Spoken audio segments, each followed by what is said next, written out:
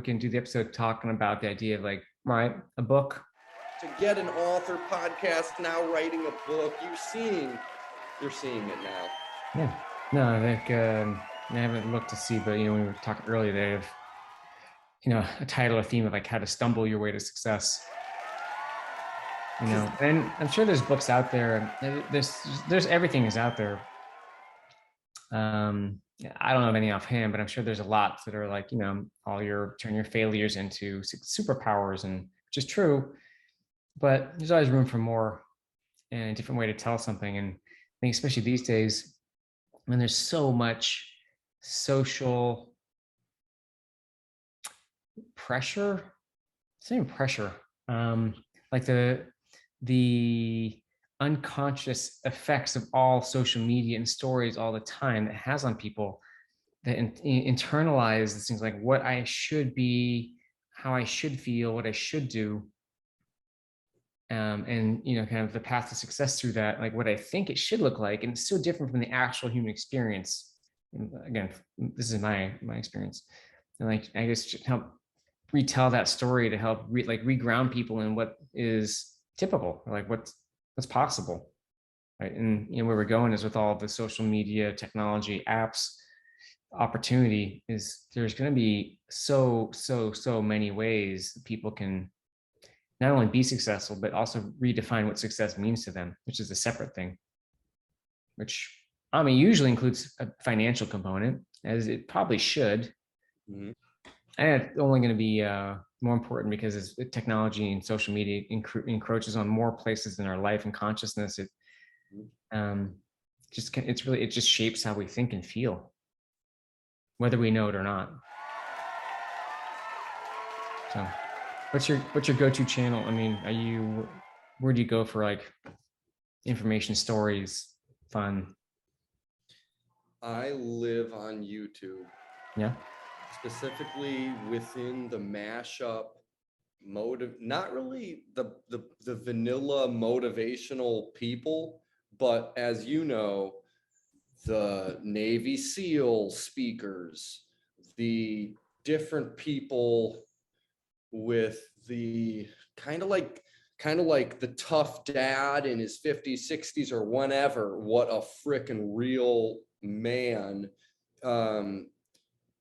It's weird because hip hop, that's there's this very masculine father figure, and yet, and maybe it's not in their life, but in so much music in hip hop, there's just like, and there isn't that.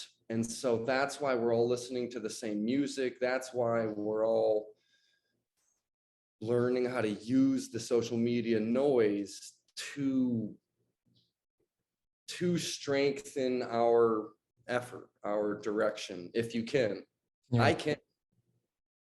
Tell me what do you mean, like with hip hop, there's like a father masculine. What do you mean? Yeah, man, it's so fun being honest. When you know you're being honest and you almost don't want to finish the thought. Sure. Okay, hip hop's pretty aggressive. There's some lyrics in some of the most popular songs on the radio today that kids of all ages are listening to. The beats sound very good to the ear. It's just a catchy. Yeah. Yes. And so what do we do about these? Some of these lyrics are pretty bad. Well, first of all, you got to be freaking honest. Everyone's listening to it. I am 32 and I love listening to some of the masculine growly, maybe. DMX. I mean, I might be dating myself. Like DMX is one of the older ones. Exactly. That's the exact energy, Aaron. That's the exact. It's not. I'm not listening to like the dance R&Bs. No, it's like this. And lately, I've been listening to it for years, and it's helped me with this inner courage in so many ways. And I almost feel like people have to keep it a secret, although everyone's listening to it and getting motivation out of it. But at the same time, how can it be like better lyrics? How can it keep getting better in a way? But at the same time, it's such poetry. It's such liquid courage right to the brain. Yeah. What do you think? You have a favorite artist? Man, you are on it today. One of my favorite artists, there was some really sad news. That's another thing all these younger generations are getting into. And then sometimes the life is so fragile. And so it's like this musician trauma, you know, a lot of the people come and go. So one of my favorite musicians is no longer, sadly. But I mean, first of all, that's a great example of, you know, the like social media, you know, you get a very one-dimensional view of who people are or their message. Okay. Whoever that musician was, or okay, let's say DMX or Drake or whoever your favorite person is. Like one of my favorite songs is one called Energy by Drake. Love it. I totally get it. There's one level, there's this kind of like reach for power, right? And when I tap into that power of the person, the song, I mean, it could be Beyonce, could be, you know, there's a lot of people who tap into emotions through music. So let's say like you're looking for this power, courage, like let's call it power. And that's the part that they share. And like everyone in the world, this is my belief. I only know what it's like to be me, but my belief is everyone in the world has places they are or can be powerful. That might be a little bit of their life, it could be a lot of their life, but everyone also has places where they're vulnerable and scared. If you tell me there's a human who's not scared in some way at some point, I'm going to call you a liar. The Dalai Lama, I don't care. I just don't believe that's, you know, I'm sure there's people who have wired, okay, there's always an exception to every rule. Okay. There's probably 5 or 5,000 people or some tiny number of people that, right. There's people that don't feel pain because they're just not wired for that. Okay. Besides mutants, for the vast general population, right.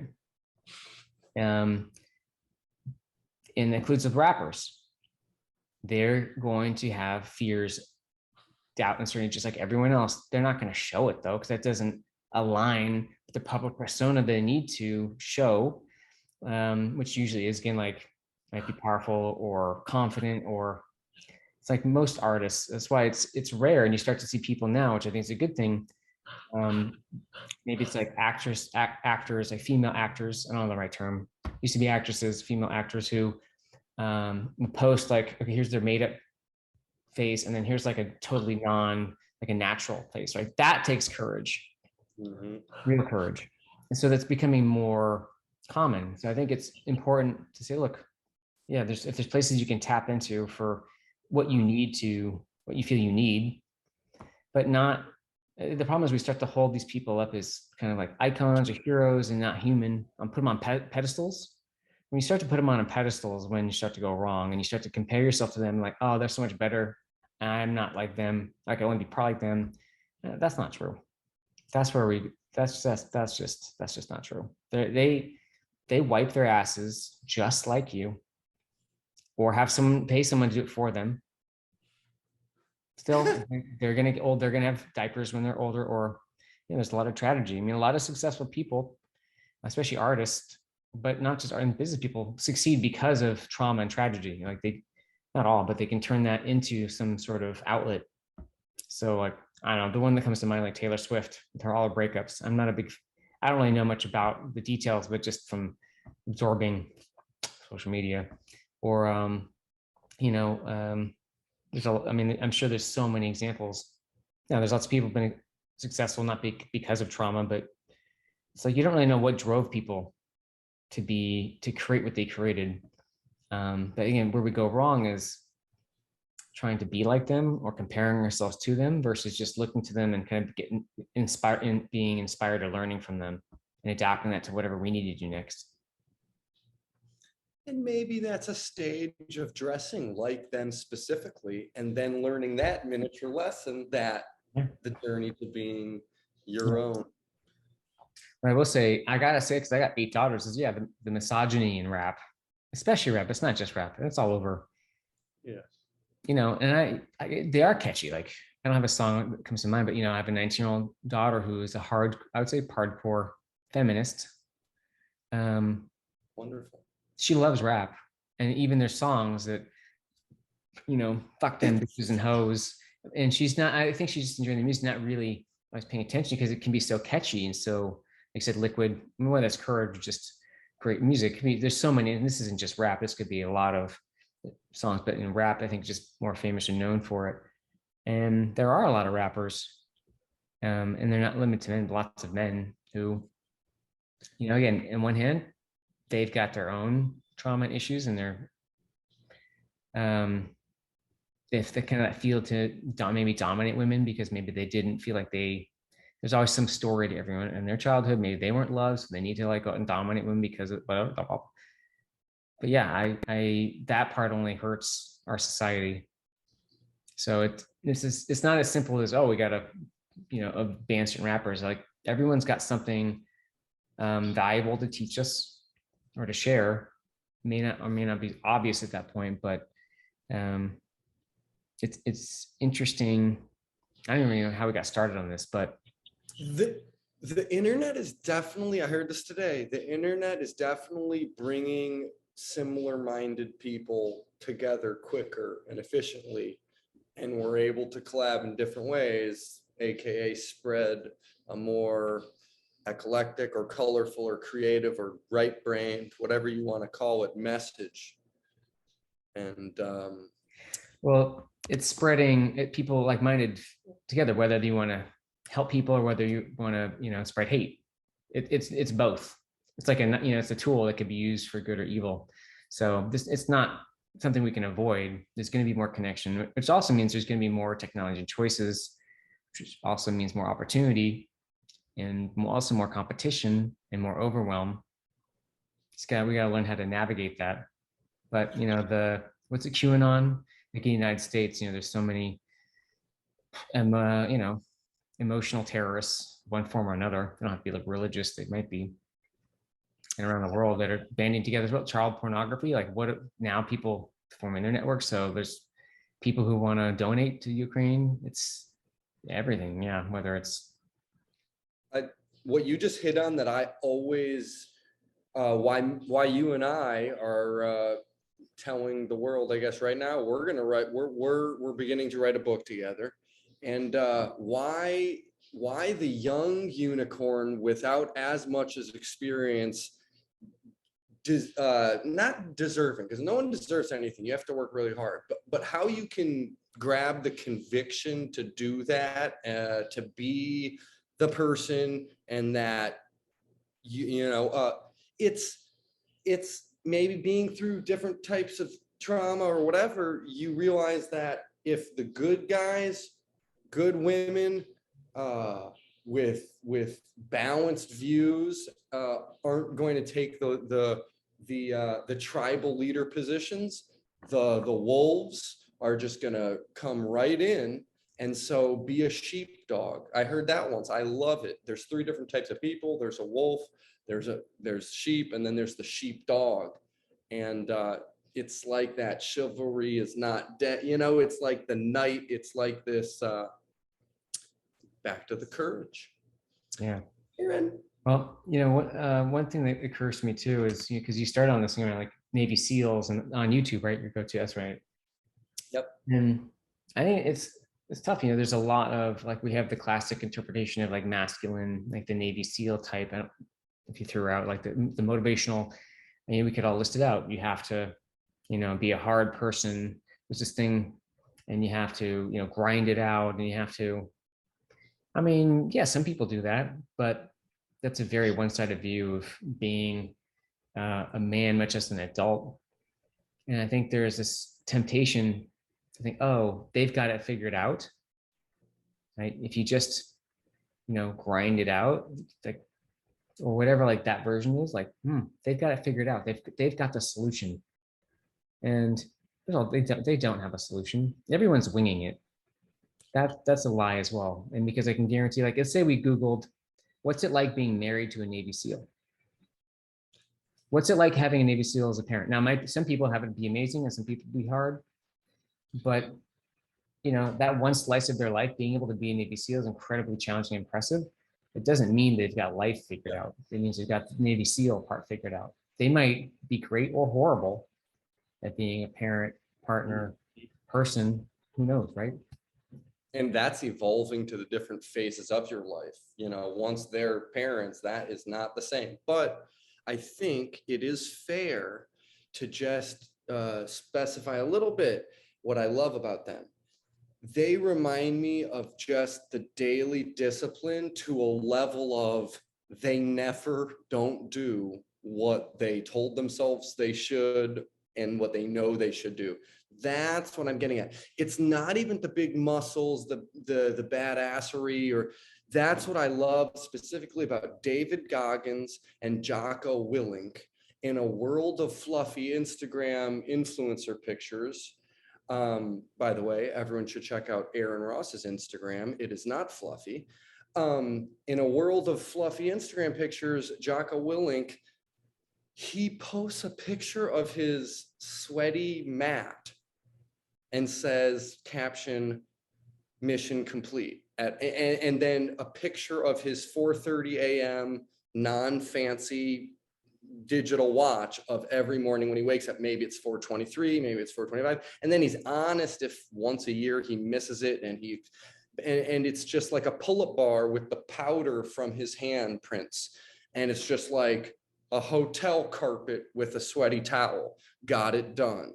And like David Goggins, no matter, and Goggins will say, some days I wake up and I feel all poopy pants. He's really funny, where Jocko is definitely more of like complete, like speaking, like, you know, and Goggins is just super real and flexible the way he talks, but, you know, but he just puts, and those days I walk around the house and I think of, I don't need to do this. I've been through Hell Week twice. I'm the 36th African-American Navy SEAL in US history.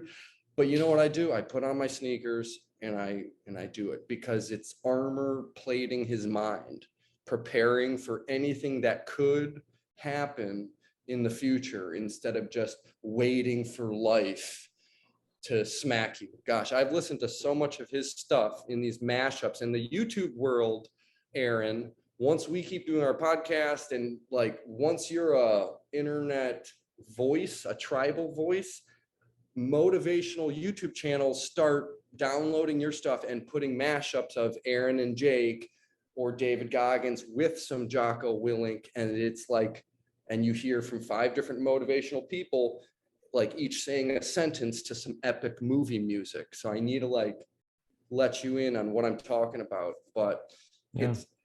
I read the cringy self-help books, and they weren't cringy to me, but you know, remember when it was just kind of like you're reading a self-help book, 2008 or whatever? I read boxes of them, but YouTube, it's like now, it's never say the young people don't read, because we are literally getting philosophy, stoicism, all of this like knowledge through YouTube. Yeah.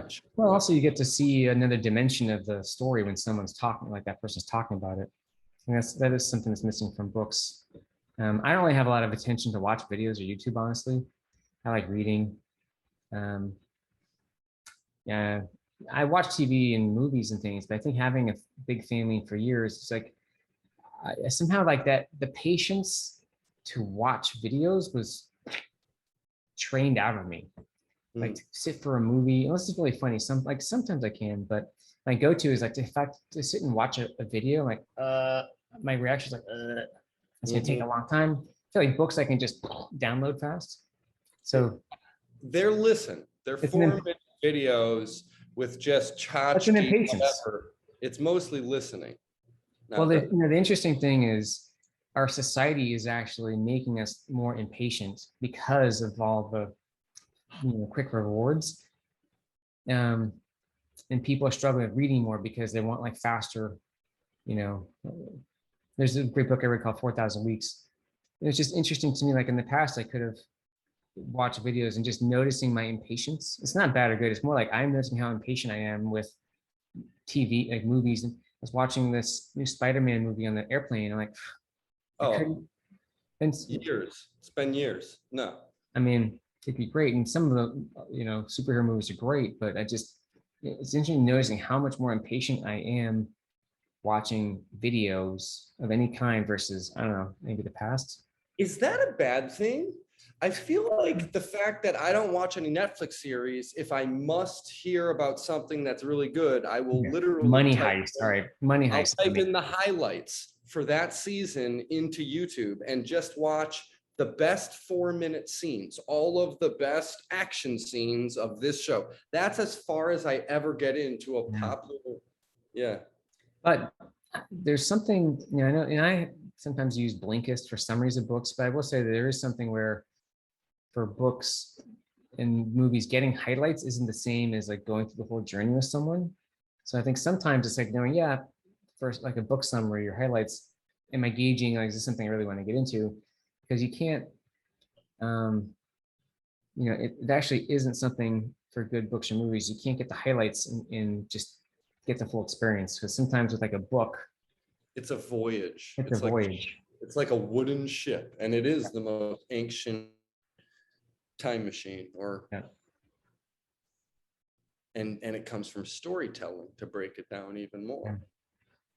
So maybe like to kind of bring this to a close, I think going back to this, very, as humans, we want to look for safety. And it's very tempting to think there's a system out there for us to feel safe and to kind of like have life figured out. And there's people that have that system figured out. Maybe SEALs or Elon Musk or a certain parenting blogger or like a fitness person. And I think that's just not true. I don't think that's true. People have systems for a while that work, but you don't see the parts that don't work. Like for Jacob, what's his name? I know he's a famous SEAL guy. There's David Goggins, right? David Goggins, Jocko Willink. Yeah, I mean, no one's got it all figured out. So you see the parts that are all figured out, and maybe glimpses of the parts that aren't. But there's going to be, parts of them that are a mess that maybe in 5 or 10 years they'll share because it's too sensitive now. And I think it's just a reminder to people that, like, identifying, hey, what am I looking for out of this? Or like, is it inspiration, or is it kind of this, I need something like them because I don't have a system and I don't feel safe and I want what they've got. Just different. And ultimately it's about developing, I believe is your own confidence in knowledge of yourself, which is always evolving. And, so it's even more than the discipline of like exercise. It's more the tuning into like, who am I and what do I want to do and what works for me. So for a lot of people, that 4:30 a.m. workout, that's not going to work for them. They might need discipline some other way. Oh yeah, not for me. Yeah, not for me, especially. But it's sort of sounds terrible. I don't know, I get it. I mean, if I didn't have, I don't know, I get it. I can't go to bed early enough. Yeah. By the way, I think connecting it even more, it's like the more experience or hardship or challenge or trauma, whatever you want to call that, imagine at their level after being in and he posts pictures of, heroes that he's lost. So it's like that makes you try as hard as you can to be courageous. But I don't think anyone is claiming that they have it all figured out. What is voice in you is saying? Is there anyone claiming that you know of? Do people say that? Like Elon Musk, does he claim that? I feel like no, but I think it's usually like a subconscious or kind of hidden desire that we want, and I've seen it myself. Or no one talks about it. Yeah, it was ego. It's the life can feel like a very unsafe place. Again, I'm looking at myself and my family, and like just seeing people. Having a big family has been like an emotional accelerator. That's For crazy. 10 years, and whether it's like myself, my wife, and so again, people who like, why do people want to marry the right person, or like have enough like money, or get the right house, or get to the right school, or get to the right thing? Usually it's okay, oh, then I'll feel safe, or like I've accomplished like the thing and then I'll be okay, which isn't true, right? There's always the next thing. So it's not that there's claims, it's kind of this unspoken kind of assumption or like message or desire, I feel like, floats around, at least in our society. Yeah. Aaron, you're in a really good place. Before we wrap up this episode, is there anything that you've done that you could share wellness-wise or clarity-wise with the audience? This is episode 15. We're posting episode 14 today, and you seem very clear. I see your PSTs. You're in California. Yeah. You've got the California vibes. What is it? What anything? I know you met with your mom recently. What has been good in your life?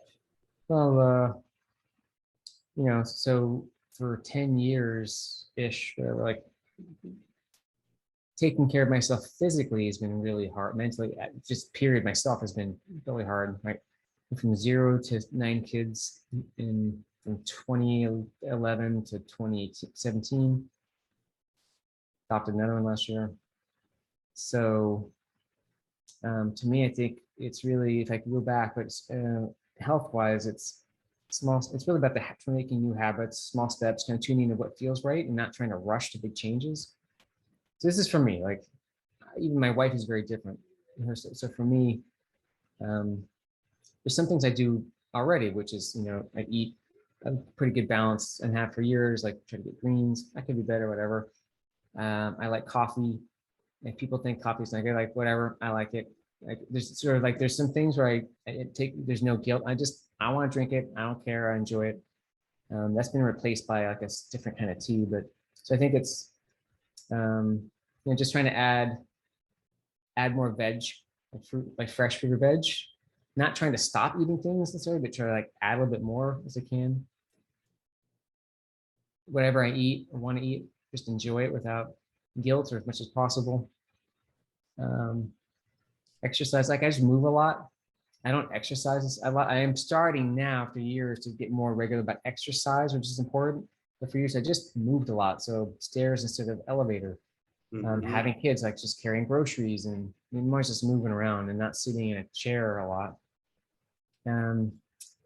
I would like to get back into meditation. I'm starting Tai Chi. I've always had this. So here's the thing, like Tai Chi, I've always had this thing for years, like kind of interested in it. Didn't really know what it was. Like it just kind of like percolate like a whisper.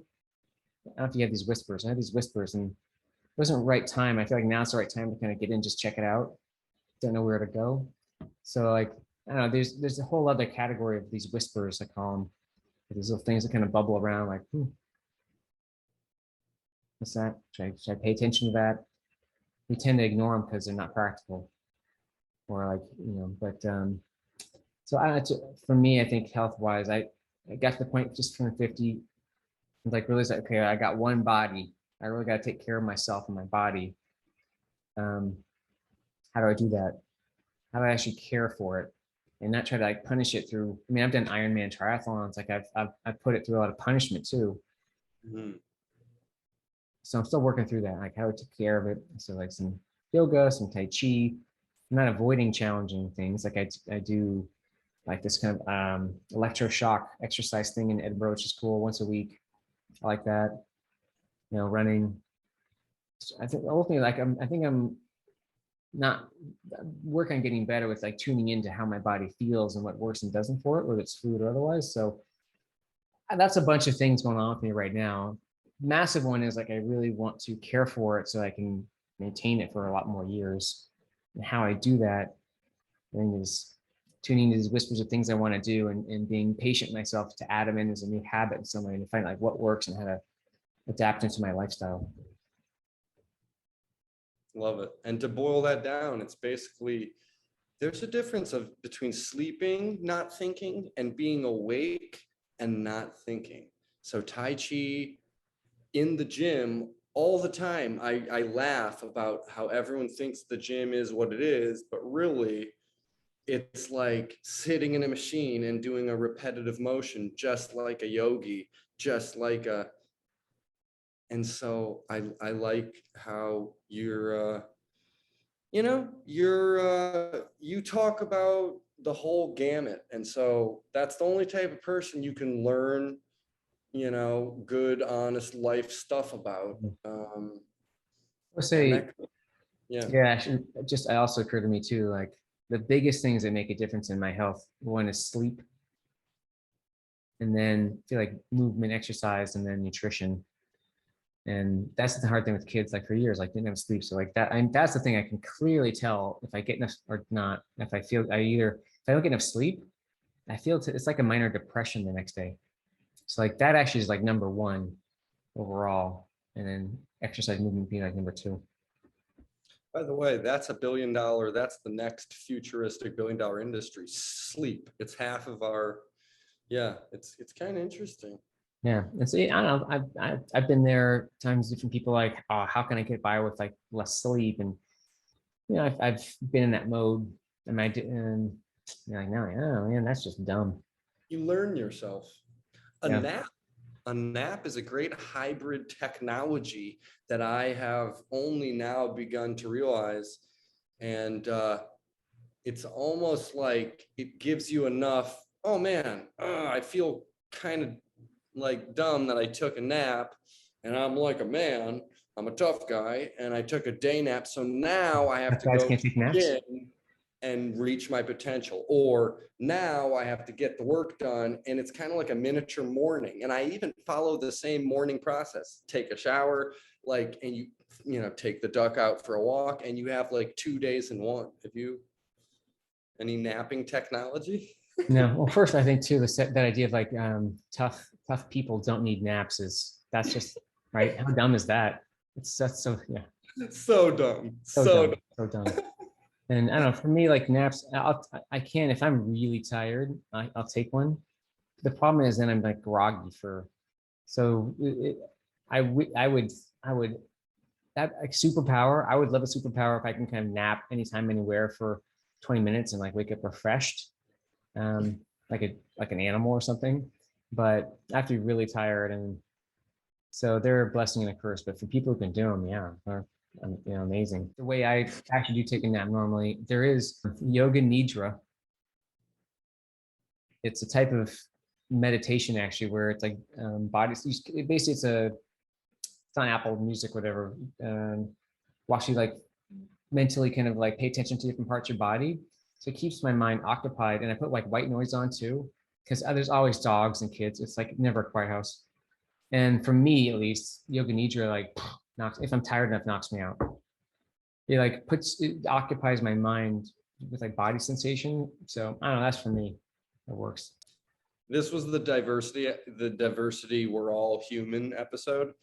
Yeah. Deepak Chopra has also helped my mom too. And so that's who I learned about Deepak Chopra from, but it's that Indian guru. And he has a sleep meditation, The Secret of Healing. And that one is my go-to. And it's like, yeah, it's very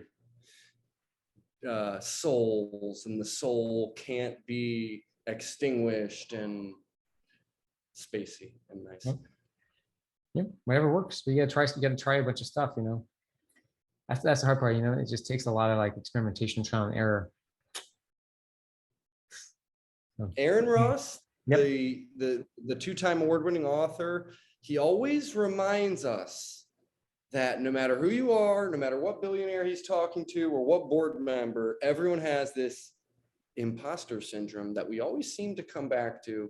And it's okay to be you, and everyone is dealing with something.